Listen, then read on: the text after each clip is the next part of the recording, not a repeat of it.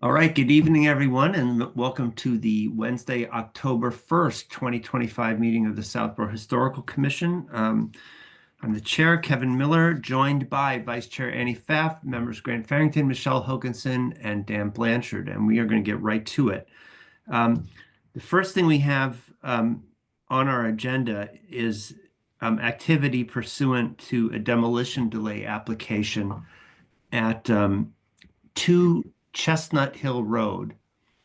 Um, and this is an accessory building. It's labeled in the application as, I'm just going to scroll down and make sure I don't misspeak, but they call it uh, a pool house. Uh, it's more of a cottage, and it has a very interesting history, but I want to get to, and I should say up front that this application initially came into the building department. It reached me on September 22nd. And then, of course, that starts the 10 business day clock ticking for us. We had this meeting scheduled by the next day, the 23rd, and I promptly put that up on the OpenGov site so that the applicant could track it. This is actually the 7th business day of the 10 business days that we have under the bylaw to make this initial determination whether or not the building is historically and or architecturally significant. So initially the application came in with the pool house and the pool that's on the property, in essence, bundled together under the same demo application. The applicant has since amended. This is after I set our wheels into motion, but has since amended the application to, in essence, separate the demolition of the pool from the demolition of the so-called pool house, or what we're calling a cottage, um, so that um, and that makes sense for them, so that regardless of what we determine here tonight, um, the pool, which has no historic significance, um, and is obviously constructed much, much more recently, that can be demoed or filled in, whatever they're doing, whatever that entails, essentially forthwith, once they satisfy whatever other building department requirements are there. So we're only here to talk about, and would ever have been here to talk about um, this cottage slash pool house as I listed it on the agenda. So 2 Chestnut Hill Road, I'm going to share my screen and just bring up a couple things very quickly. If you'll bear with me 1 second.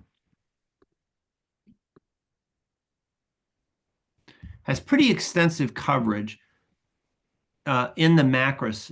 2 Chestnut Hill Road, of course, is part of the Chestnut Hill farm property. And there's individual coverage on the house. This is SBR 16 in the state database. This is a fairly superficial coverage, quite frankly, of a very, very historic house in Southborough, built in 1780.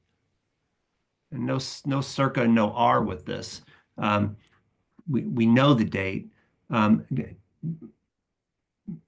Most easily known as the Deacon Peter Fay House, again, 1780, a federal beauty that I'm sure you're all familiar with because it fronts right on Main Street as you're heading toward Westboro, and of course at the base of Chestnut Hill Road.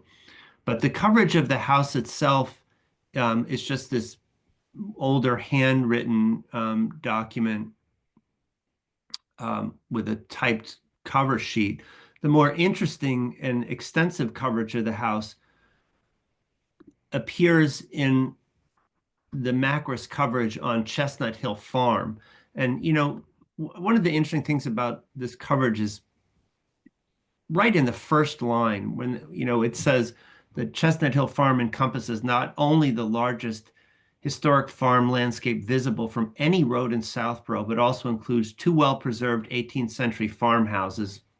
You know, one is 2 Chestnut Hill, of course. The other one is 1 Chestnut Hill Farm across the street that we very recently awarded a historic house sign to. That's the Major Josiah and Mary Fay house. You guys recall that one? Um, so, but encompasses those houses and a variety of auxiliary buildings and structures spanning several eras of the town's history. And then this is a long report, which I'm not going to dwell on in the least, except to say that what we're talking about here, let me bring up part of the application includes a plot plan. And there it is on screen for you. So this is Main Street, right? You're heading this way toward Westboro West, going to the east this way toward Southborough Center. This is Chestnut Hill Road. The Major Josiah and Mary Fay house is here. The subject house is right here, the 1780 home at 2 Chestnut that's been added on. These wings are 20th century additions. This is the original dwelling right here. Property has a pool, a tennis court, and circled here in red is the proposed building to be removed. And again, described here as a pool house. The other thing you might want to see is the application includes an architectural rendering of this is the existing structure that they want to pull down at various elevations.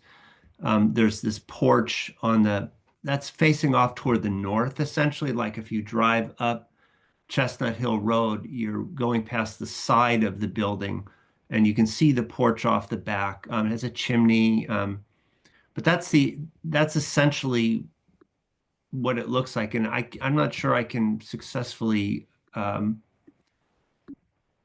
to move some things out of the way so I can see if I can expand this for you or not sufficiently to get you to see it. But the note here is, I don't know what the plan the applicant has, but the notes here on this document are to remove the existing structure, all debris, regrade, and it says, and prepare the site for future structure in the same location, which is the only indication, frankly, I have at this point that there may be some plans to do something else there or to build something else. The other thing I would just mention to you is that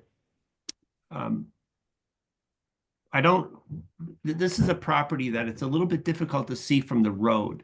If you drive up Chestnut Hill Road, some of you may, I have, you can see the building front. It's actually quite close to the road, but it's fairly heavily screened. There is on a public real estate site, you can see that's the structure in a rather pretty real estate photo. That's as if you're parked on Chestnut Hill Road, looking over the fence, kind of seeing it. So that's the building that we're talking about.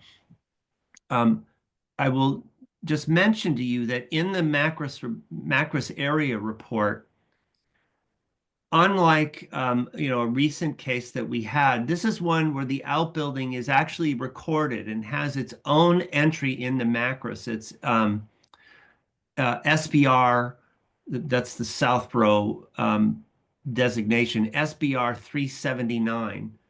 It's right here at the bottom. After talking about the main house at 2 Chestnut Hill Road, it mentions this outbuilding that we're discussing now as a one-story clapboard cottage at rear, possibly converted early 20th century chicken coop.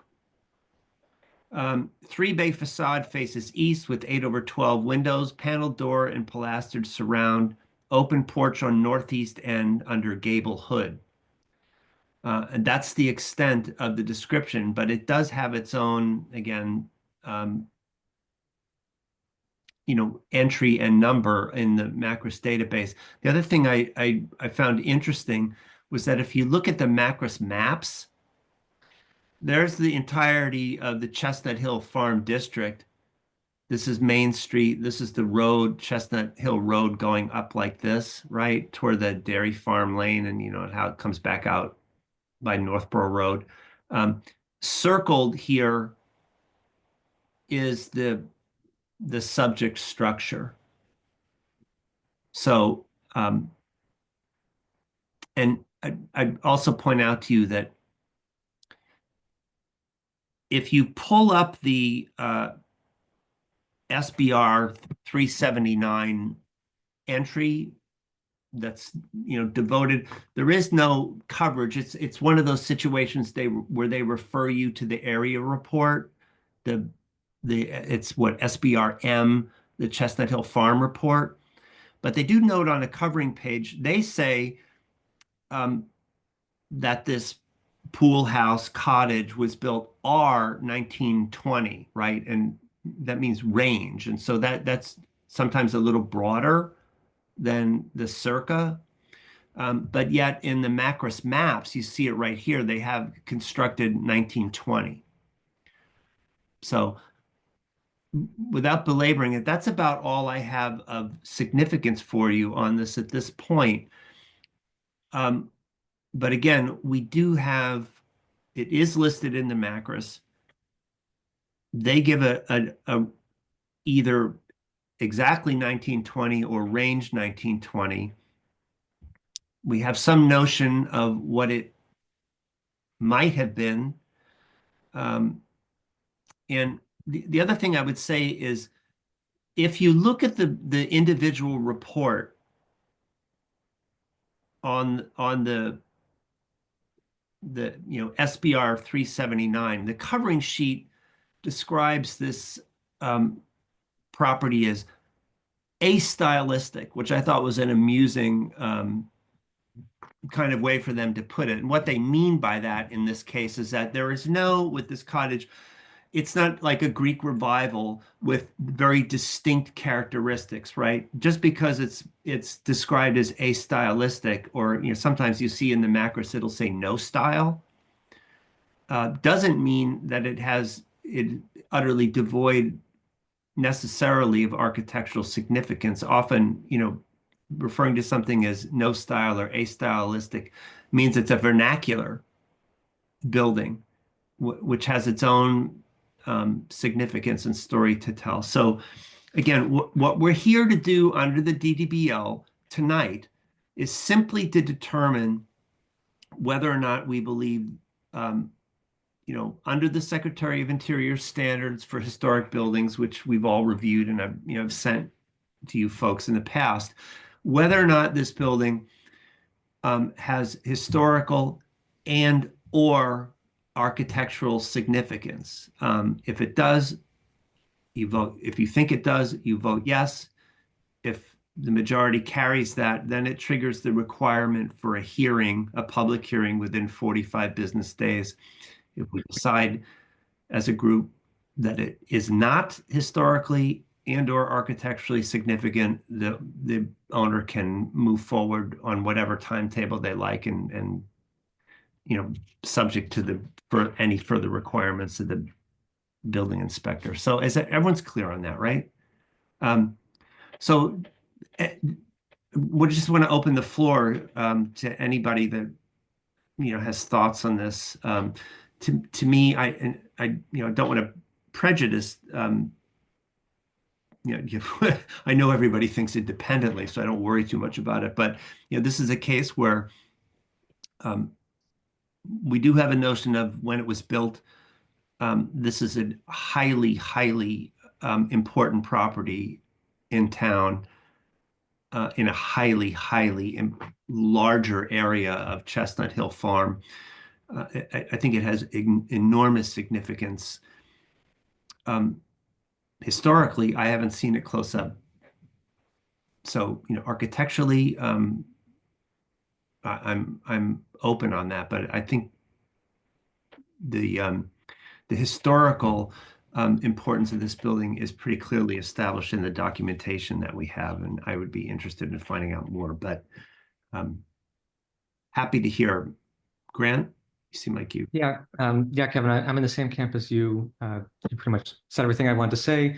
Look forward to, or I would like to, move forward to hearing and potentially hear from the applicant about their plans and potentially how, maybe we could fit adaptive reuse as part of that in a way to potentially save the building if it's worthy. So, looking forward to that. Yeah, and of course, should the commission vote the building historically and or architecturally significant, typically, of course, we would then request a site visit Yep. so that we had better information to go on when moving to a hearing. Annie, do you have thoughts on? Well, Michelle has her hand up, Oh, so I'm can we hear sorry. her first? That's Go okay. ahead. I'll go in order. I can lower my Oh, hand. No, go that's ahead, okay. Michelle, go ahead. I didn't see that. So that's okay. It was actually before you opened it up. So I think one of the things that you've just established, Kevin, is that it does not have any architectural importance. However, the history is there. So I feel that, you know, an adaptive reuse or something like that. My biggest question is, do you have any idea of the condition of the building? Is that why they're thinking about demolishing it? I do not. It's not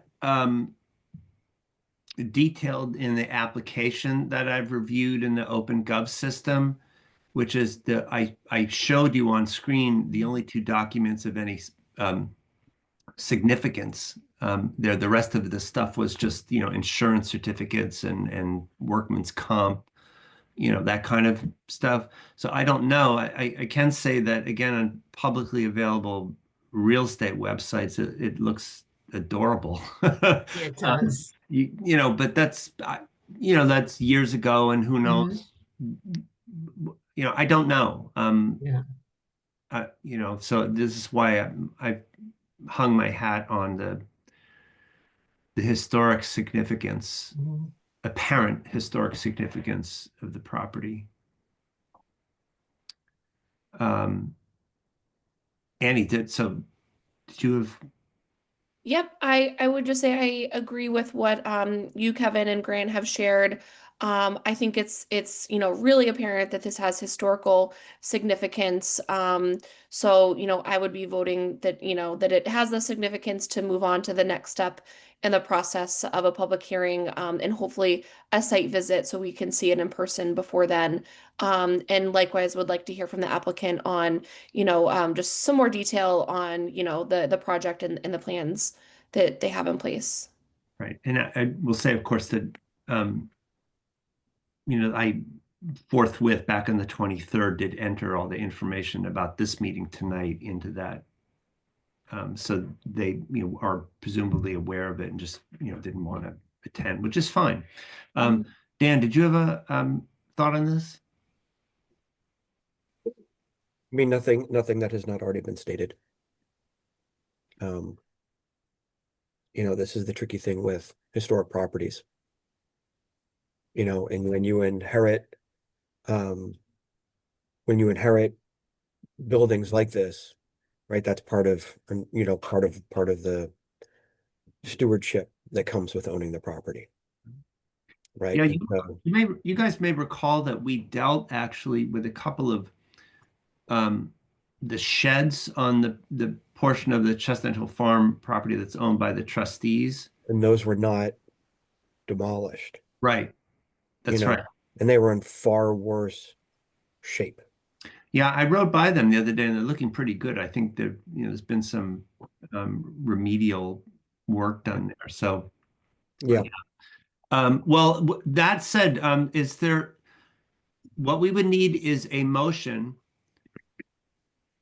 determining that the outbuilding cottage/pool house at 2 Chestnut Hill Road is historically and or architecturally significant under the terms of the demolition delay bylaw.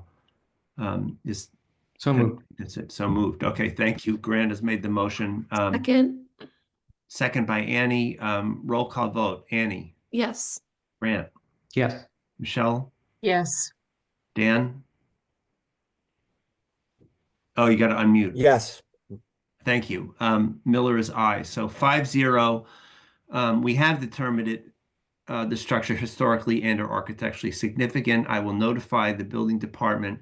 They will, you have to publicly post, of course, the hearing. And it has to be within 45 days. Now, 45 business days from tonight is all the way off on Monday, December 8th.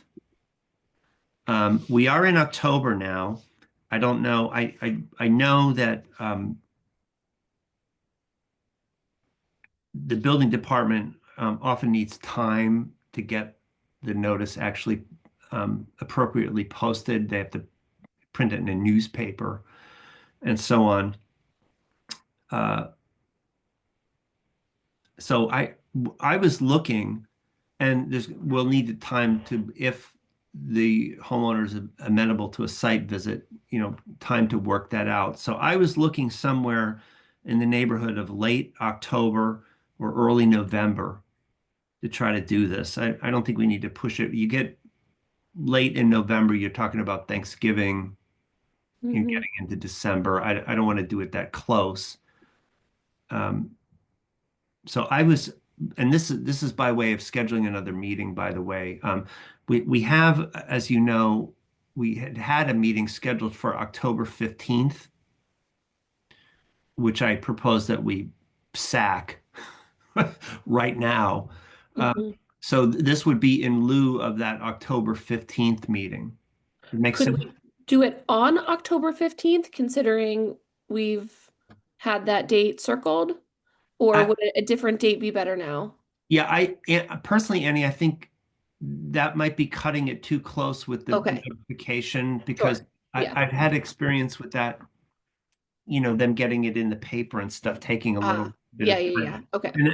And also with the acknowledgement that that office is in flux right now, of course, with the new building commissioner coming in, I think it would kind of be a courtesy for us to go a little slower. So they have time to get their kind of ducks in a row. So I would propose Wednesday, November 5th.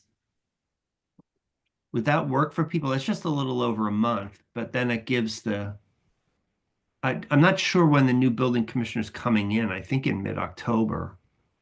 That works for me. Well, let's Wednesday. So that would be like for an evening meeting for the hearing, that's what we're talking about, not like a site visit or anything. This is for an evening Zoom meeting. Yes. Yeah, okay. I could do that. Yeah. Michelle, how does that look for you? looks good. Dan? yeah. Good. Early November is certainly better than October for me. Okay. Well, let's shoot for that. And, it may need adjustment depending on what I get from the building department. And then consider that October 15th meeting officially scotch. We don't need to meet in 2 weeks. So good. All right. Thank you, everybody. Let us move on. I will enter it into the Open Gov system what the decision was tonight. Next thing we have, update on the rural cemetery water tower inspection. We finally got this inspection. I told you it was coming up, and it did. It was on a week Friday, back on the 19th. It took about 2 hours, a little over 2 hours, done with a lift truck, and just because I got them here, I'll show you what we were talking about. Up on the lift, that's got way up there. And there's some pictures here actually these are taken from inside. You're looking at the underside of the roof, and generally the results of the inspection were quite encouraging and really, really interesting. Dennis Semperbon, who's the consultant that did the inspection, was really impressed with this tower and how it was built, and actually the condition of the substructure of the roof. And the condition of the roof itself. You see, like, this is shot from the inside. This is one of these louvered, almost like arrow slit windows with the vents. And you see the damage there. That's actually done by squirrels. You could tell by the bite marks that it was red squirrels eating away and sort of chewed up in spots. A couple of the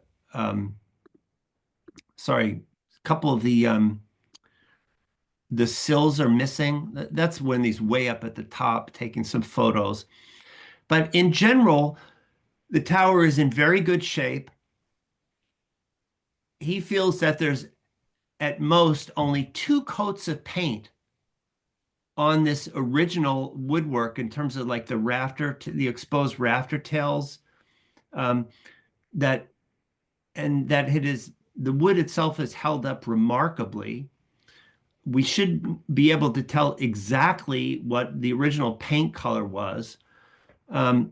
There's been patching to the mortar over the years, and some of it's rather bad and doesn't match. But he said, structurally, this tower is in very good shape. It needs to do it right. It needs remediation of the mortar, to go back to like the original lime mix. The woodwork, refinish the doors, which was actually in pretty good shape. Replace, there are 4 windows in this tower. That's one here, one on the west side, and one on the south side. This is east, this is north. So there's plenty of work to be done, and it's going to be expensive. But one of the nice things that came out of this is that, if you recall, we got into this in the first place when Bill Cundiff asked me about the roof and what I knew. And I dug and dug and dug and researched and kept running up into a blank wall on the subject. The one thing I was sure of was that the roof was not asphalt shingles, because asphalt shingles were only invented in the year that this tower was built. And we had speculated that it could be wood shakes. Dennis's view of the matter is that the roof was quite likely slate, which, like the townhouse roof, which absolutely delighted me, because a slate roof, the cost is really in the install. And a slate roof of that size, and nominally more expensive, is going to, could last a century. So that was sort of a pretty exciting reveal. So the bottom line, I'm not saying this as quickly, as articulately as I could, but the bottom line was very good news. But he felt that the cost was going to be quite a bit more expensive to do it and do it right than what Bill Cundiff and I had originally estimated back in 2024. So I did speak with the chair of CPC last week, Lisa Braccio, and conveyed that news. And where we're at with this is, Dennis, that's him taking pictures at the top of that photo you see there, came out and did this for free. I bought him lunch afterwards. That was the extent of his compensation, and taught me a ton of stuff, really educated me, and made me more excited than ever about getting this done and getting it done right. But he said, to write up the kind of plan that you're going to need to bid this out, to have it written so that you eliminate people that can't do the job correctly, to get the right materials, to have a complete understanding of exactly how this should be done. It's typical sort of bidding documents that we've got something like this for the fence around the common at this point that's been generated or being generated by VHB under contract and facilitated by the DPW head.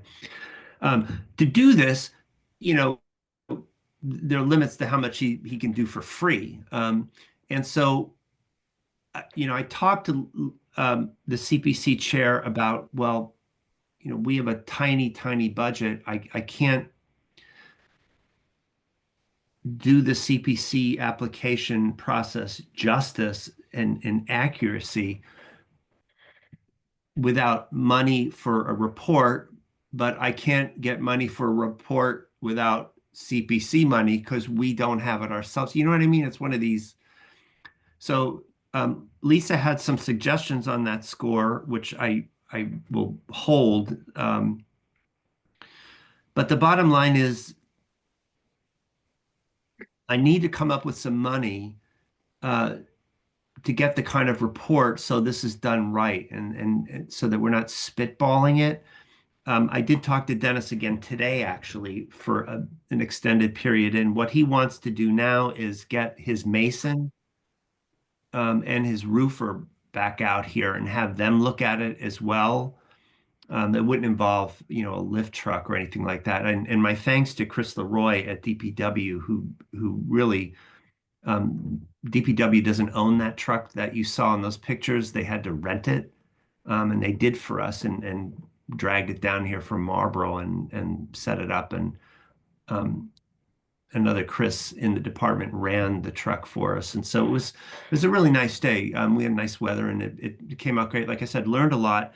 We know what the next steps are. It's just going to be a matter of trying to get all parties on board. And then the last thing I'll tell you is that I did get a letter from Lisa Braccio today following up on it. Grant, I know Grant's our CPC rep, of course, that you guys did the, what do you call that? The preliminaries.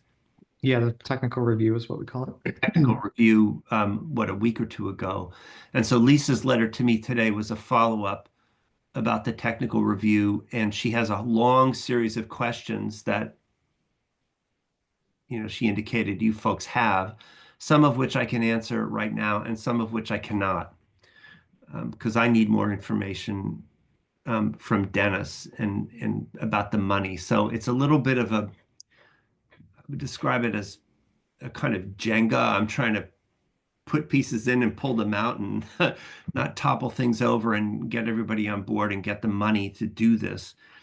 Do you have anything to add on that, Grant? That would be the other thing is that the meeting, as I understand it, that you know they would like me to appear at is next Thursday at 6:30 p.m. And unfortunately, I can't make that meeting because I work Thursday night. So I you know I'll have to talk to Lisa about, you know, we can deputize someone to do it. Grant, I think you could. Is that a conflict? Do they not want our rep sitting there pitching our project? I can record something. I can come late. I wouldn't be able to get there till like 8:30, coming straight from work, which I'm happy to do if you'll have me at that hour. So there's a lot of TBD stuff with this, but I'm sure we'll work it out. And you know, Lisa's been very kind about it and has indicated, Grant, I think this would comport with the way you see it, that there seems to be very broad support. Yeah. For this project. So we got to get it done. So, but anything else that you would? No, the only thing I'll add is I was looking back at some of the CPC documents about allowable use for CPA funds, and CPA funds can be used to put together plans and other kind of technical documents like bidding documents, and we've done it previously. So that's just a question that I have about if, you know, potentially if we put a rough ballpark, or if Dennis comes up with like a maximum that he thinks it would be, then it's possible that, you know, CPA funds could be, or I believe they have been used for that purpose previously. If that kind of gets us out of that situation, but nothing else to add other than CPC is set an internal deadline to try to figure out whether or not applications are eligible or not by October 10th, although we can extend that obviously if we need to. So I think that's why we were doing the October 9th meeting. I believe we might have well, you can talk to Lisa potentially about scheduling, but I believe we have a tentative meeting scheduled for the 16th as well, if something, but I'm not positive about that. So that could be for people can't attend on the 9th. So, Also a Thursday, right? oh yes, sorry about Yeah, that. so Yeah. it's gonna be, Yeah. you know, um, I'm sure we'll work something out. Now the other part of this is, Grant, walk me through this, that you had indicated that CPC would like us to take votes regarding support, A, for the project, and B, for the historical significance of the tower. Now, I know we already did this the last time around, but I'm happy to take those votes again if that would assist I'm just trying to be respectful of the process. Yep. So both, so one is required by law. So the if it's not listed, if the property isn't listed on the MACRIS, the local historical commission has to take this vote of determination that it's, I believe, historically, archaeologically, or architecturally significant to the history of the town, I believe is the Right. phrasing. And so that's a required vote. And then the second one is just a vote of support. So that's like kind of CPC's internal policy that they want participating committees to support the projects that that come to them. So it would be Well, two separate votes. I can try to get the exact language for a motion, if that would be helpful. yeah, What I we've mean, done I just previously. I don't know how quickly they need it. And of course, the tower itself is a contributing property, or a contributing structure in the National Register listing for the Southborough Center Historic District, so that it's, I don't, I'm not clear that a vote on the historic significance would be necessary. Happy to take it if they want it. Yeah, I believe they do want it. I don't know the details about whether or not it has to be individually listed. Yeah. And I think it's actually the state, sorry, it's not the MACRIS, it's the state's register of historic places.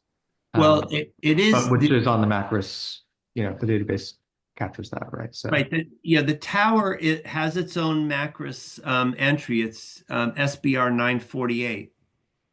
So again, but let's just take the vote to be on the safe side. That I'll make the motion that I move that the Historical Commission affirm for the Community Preservation Committee our belief that the Rural Cemetery Water Tower is historically significant. Would that be adequate, Grant? I think you should say historically significant to Southborough. It has to be pertinent to the town. I'll try that again. I make a motion to communicate to the Community Preservation Committee the Historical Commission's belief that the Rural Cemetery Water Tower is historically significant to Southborough. Second. Thanks. Okay. Roll call vote. Annie. Yes. Grant. Yes. Michelle. Yes. Dan. Yes. Miller's aye, 5-0. And then the other vote we need is, Just do we support it? do we Yeah. support our own project? Yeah. Okay, here's my motion on this one. The Historical Commission supports the restoration of the Rural Cemetery Water Tower project. Second. Motion made and seconded. Roll call vote. Annie. Yes. Grant. Yes. Michelle. Yes. Dan. Yes. Miller's aye, 5-0. We're in. Thank you. Thank you. So I know that seems sort of in a way silly, but process is process and procedure is procedure. So again, Grant, thank you for the note about that. I think my concern about funding the necessary, and we're talking small dollars, just several $1,000s for the proper study to come through CPC may delay the whole thing. I mean, the CPC chair was sort of directing me towards select board as a possible way to get this done with some dispatch. And so I am going to move in that direction and try to coordinate between what Dennis can do for us and what the town can go for, because I think we need to kind of move I don't want to spend a whole cycle getting $3,000 to do the study and then the thing ends up in the 2027. We want this done before the tricentennial, so I feel like we've already lost a year just trying to get inspections and stuff like that. So I'm hoping we can pick up the pace. But thank you everybody on that. So very quickly, just one item, little chair's report. That Boston and Worcester Railway sign, the abutments on Parkerville South and that whole thing, which has bedeviled us in some form or fashion for quite a while. I took this up with Chris Leroy, our pal down at DPW, and he said, you know what, can you bring the sign down and leave it with me? I think I told you this. Can you leave it for a while? I might have a notion about it. I said, sure. I had it in my car in about 10 minutes and came walking in and like, here I am. Here's, where do you want it? 50 pounds of that thing. Put it in his office, sent him an email and said, I got a gift for you, awaiting your return. And when we actually met on the 19th to have the inspection of the water tower, he said, I've got a notion about this, about how to get this. Remember, the whole thing was that some past iteration, and he actually remembered when a much earlier edition of the Historical Commission had that sign made. And he said, I heard about it and then I've never heard anything again. Because of that, this sort of mistake in manufacturing it.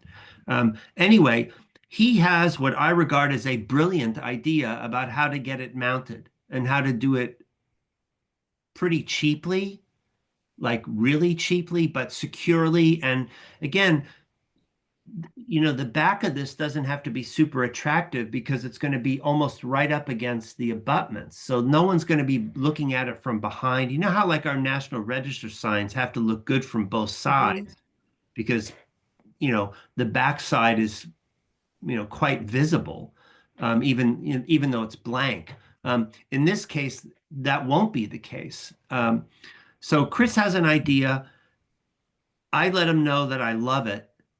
And it's just a matter of, when he can find the time in his busy schedule of, doing things like, fixing water main breaks and filling potholes that break people's axles to get to our little affair. But he's a great guy and he really has been very sweet to us. And I think he will continue to be.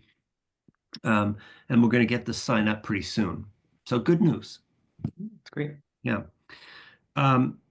Michelle, anything you want to, I know the ice cream social, which I alas was not able to attend, was this Sunday on the 28th, and I hope it was a big success.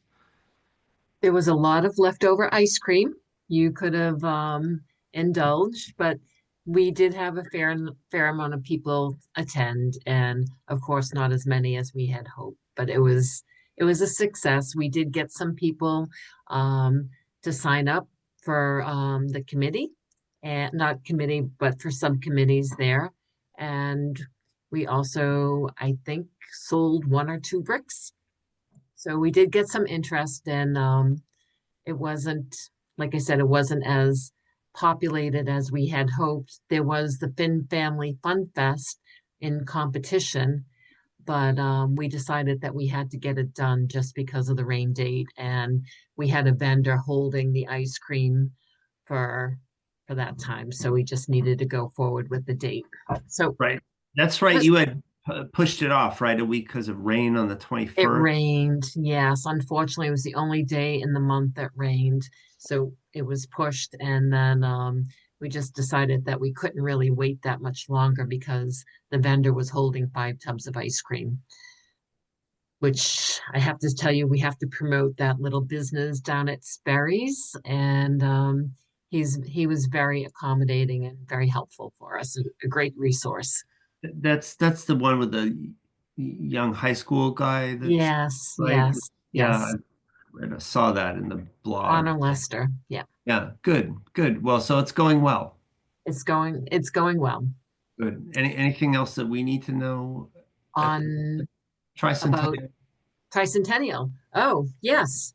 So Not to get off on the ice cream too far. well, the ice cream was really my focus. But anyway, we did start.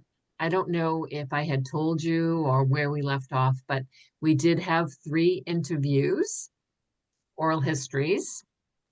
And unfortunately, the studio is down till further notice.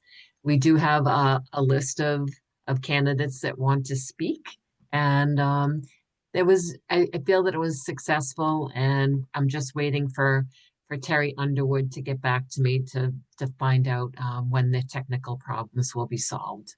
And were you the interviewer for these 3 that you did? Yes, Good. yes. And like I said before, we want to share this. We want to share it with Historic and Tricentennial. So as soon as I hear back from Terry, I will let people know. And I actually have I think probably 12 people lined up. So if there's somebody in particular that you want to speak to, that would be great. Well, that's awesome, Michelle. And I would say, this is something, if I can, find some time, I'd like to be involved in. And, Dan, Grant, Annie, I mean, It definitely was reach out to Michelle because I think it'd be cool actually for, each of us to try to do one.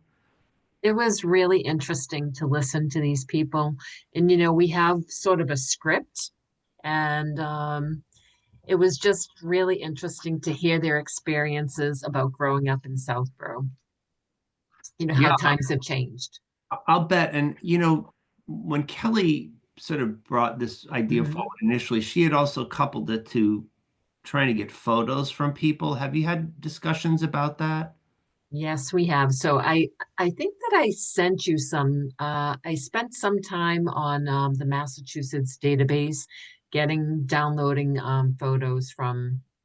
Right. Right. And I was hoping that we could get some from the Southborough Historical Society as well. Well, yeah, I mean, let's, make a time or plan to talk to Michael Wison about this. I mean, he's still in the kind of unpacking and trying to get the building done stage, but I think one nice thing about that move of the society over to, Fayetteville Hall was that their archives are going to be much, much better organized than previously. So, and I'm sure he'll help if he's got something that we want to see or that, because I thought the idea, right, ultimately is to take these interviews on video and cut them in with some of the photos, Yes. right, of things being talked That's about. Yeah. That's exactly right. And Yeah. I've actually forwarded most of them to Terry, and she's going to, there might be somebody that doesn't want to be on camera. So we thought that if that was the case, then we could have a whole barrage of photos just running in the background. Right. Yeah. And the interview is just a voiceover, basically. Right. Yeah. Good. All right. Well, thank you, Michelle. Yeah. I'm thrilled that this is actually getting some traction. Yes. Yeah. Coming to fruition. So moving on, we've got minutes of September 15th, which Grant produced with great dispatch to my everlasting gratitude. I looked them over and made a couple small edits, and then I had sent them out to the rest of you folks. Are we prepared to vote on those? And somehow our stock will rise in the clerk's office. Was having filed meeting minutes within about 16 days of the meeting Yeah. date, which would be some sort of record. I mean, I'm sure Jim's got some kind of little gold star he can give out. But does anyone have further edits on those minutes of September 15th? No, Michelle, no, Annie. Dan, did you see anything? It would be nice to get a note congratulating us instead of the note telling us that we're out of compliance with Exactly. I'm Yeah. really, and Mhm. yeah, I mean, and they're so nice, I want to kind of do it right for them. So, all right. Hearing no objection, then I'll make a motion to approve the meeting minutes of September 15th, 2025 as amended. That would be as amended by me. I second that. Great. All right. So then roll call vote. Annie, Yes. Grant, Yes. Michelle, Yes. Ann, Yeah, Miller's aye, 5-0. Minutes approved. Thank you, Grant. And I have election of officers next, and I had said to Annie, kind of raised this last time. I said, well, we've had this situation where there's been one or more people missing like every meeting since April, I think, for various reasons. And so I would continue to postpone this because I always feel like there's a good thing to do when everybody's present. But maybe that's a pipe dream, like the idea that we're all be on hand to do this. So I'm happy to move forward and get this done now if there's an appetite to do it. And I'm just as happy to postpone it if there isn't. I know, and um, Annie, I don't know how you feel about this still, Annie, but I took it like the last time, very graciously agreed to continue in treasurer duties. Once to step aside as vice chair. So I don't want to keep you glued to the chair. Yeah, that summarizes exactly what I'm thinking. Yeah, just basically saying I don't have the time right now to do the role justice, and I feel like Kevin not needs, but could benefit from a more active person in this role than me.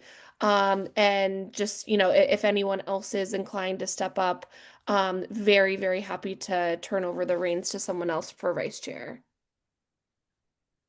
And I will say for my part, again, it's all wide open. Everybody has their own opinion. Offer up whatever you want. I am content to continue as I am if that's amenable to everybody else. So that would, depending what other people want to do, that would sort of clarify where we're at. Kevin, I would definitely support you renewing as chair. I think you do a fabulous job. Mhm. Without a doubt. I agree with that as well. I'm not sure how other people are feeling, but I would be willing to put myself forward as a candidate for vice chair. I feel like I have the time and ability to help out a bit more and would be interested. Excellent. Somebody want to make a motion on that? Is anybody else interested? Got the time, got the inclination? family has just been, it's been really hard and trying to carve out time. And I kind of feel like I'm in a good spot where I can continue to contribute, but this is kind of what I can do right now. Okay. So Michelle, I know you would be great. I know you're up to your eyeballs in Tricentennial and working a new job, right? Two jobs. New I, job. two jobs, and I actually have another addition to my family. My son's wife had a baby on Sunday right Oh, before the ice cream social. Yeah, so I'm a grandma. congratulations. So hopefully I'll be a little bit involved there. Well, They they congratulations. they Yeah. bought a house in Northborough, so I Oh, think they really? want to be close. Yes, Oh, wow. All right. So we're excited. I get the picture. Yeah. I'm going to make a motion to elect Grant Farrington as Mhm. vice chair of the Historical Commission. Second, I second that.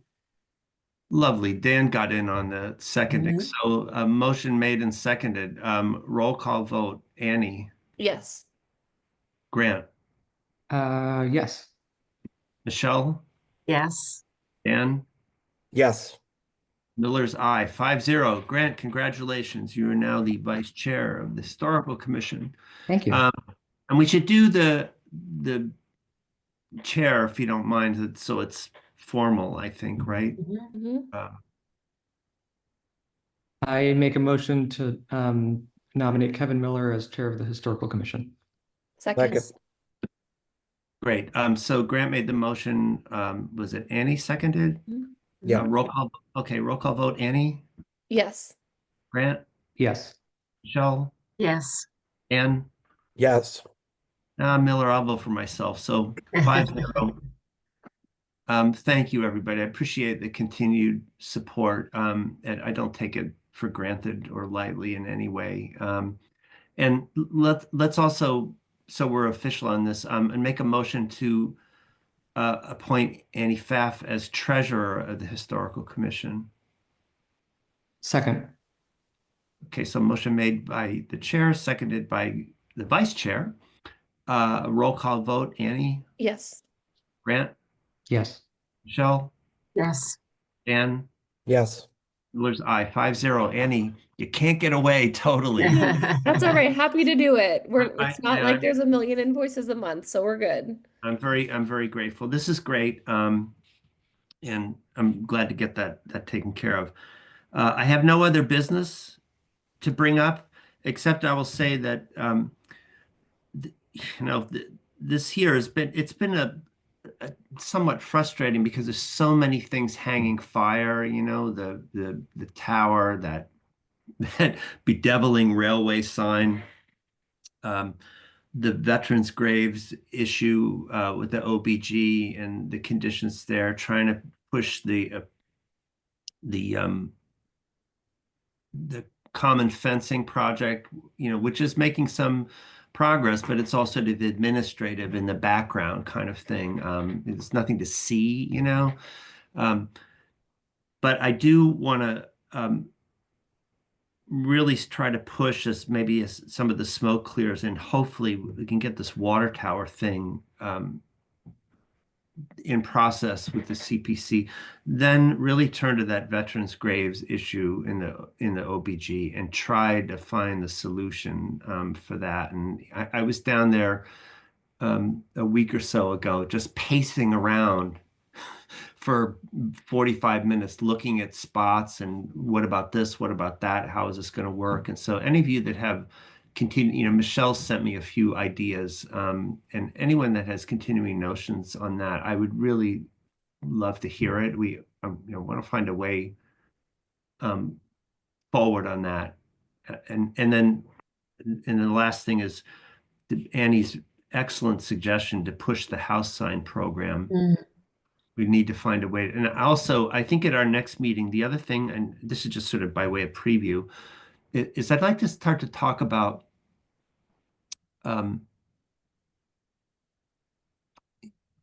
some of you are on Facebook, and some of you are not. Some of you see Southborough Cares and shares, and some of you don't. And it occurs to me, there was a post that somebody put, it settled the station down on Southville Road. That building that someone took a picture. It's a private house. Someone took a picture of it, and and was talking about it. And it just got this raft of comments. Like this huge number of people were chiming in about it. And it seems to me that going forward, it would be nice for the Historical Commission to try to establish a little bit of a greater presence somehow, and tell some of these stories, when we have the time to do it. It just involves oftentimes research in the Macris, taking a good photo and writing something up. So I think, I'd like to come up with a plan to do that. The other thing that Kelly suggested to me in conversation, that she's done some cleanup apparently on the building commissioners, the website, and was saying, well, I could do that. She feels like she knows how to do it. And I said, well, previously we'd made updates through the Jay and Hassan and IT, like when we did the language on the historic house sign program, we wrote the stuff, remember that, here, and approved it and futzed over the wording a lot. And then I just went down with it and saw Hassan did it for us. And actually, I just had him update the picture of the house sign because it was one of the old glossy ones, Annie, remember? And so I had him put up one that was I think it's the one that's on I forget the name of the house. It's the one that's on the KFC building, which is a really nice, the Bannister house, and it's the matte finish, which is what people get now. Yeah. So I wanted the picture to look better. So Hassan just did that a couple days ago. So we're making little progress here and there, but I said to Kelly,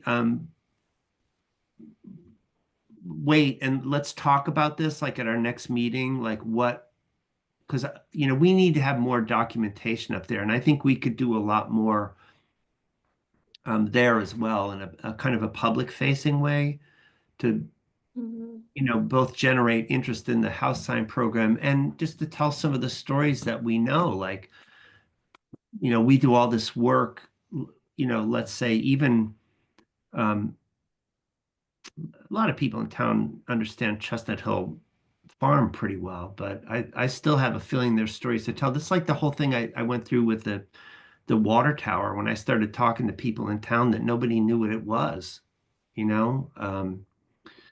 and so, I also think that even a greater presence or visibility would help us when we get to town meeting and we're asking for a packet of money to get this tower fixed.